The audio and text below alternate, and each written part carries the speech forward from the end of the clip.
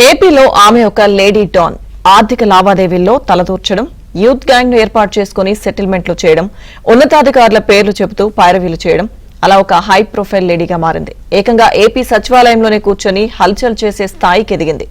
నెల్లూరు జిల్లాలో పేద కుటుంబంలో జన్మించిన ఆమె ఇప్పుడు ఏపీలోనే అతిపెద్ద అధికారులతో పని చేయిస్తా అంటూ ఫోన్లు చేసి బేరాలు పెడుతుంది.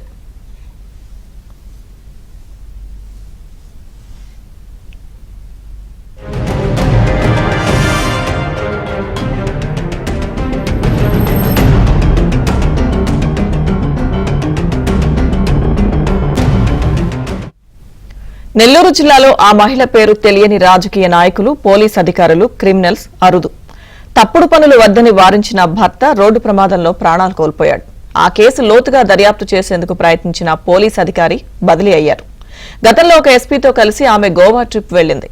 అత్యంత సాధారణ కుటుంబంలో జన్మించిన ఆ మహిళ దశ గత వైసీపీ ప్రభుత్వంలో దిశతో ఎక్కడికో మారిపోయింది.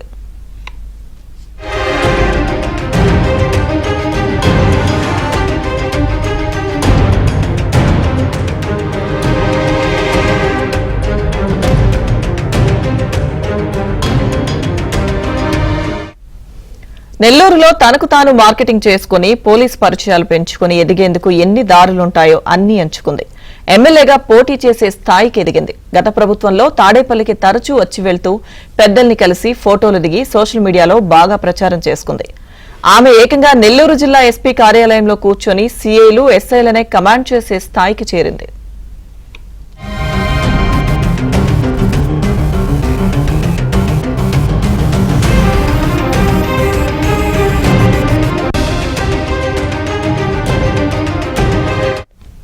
వైసీపీ పెద్దలతో పరిచయాలు పెట్టుకుని రెచ్చిపోయింది. కూటమి ప్రభుత్వం ఏర్పడిన తర్వాత 6 నెలల పాటు మౌనంగా ఉంది. గత కొన్ని నెలలుగా మళ్లీ విజృంభిస్తోంది.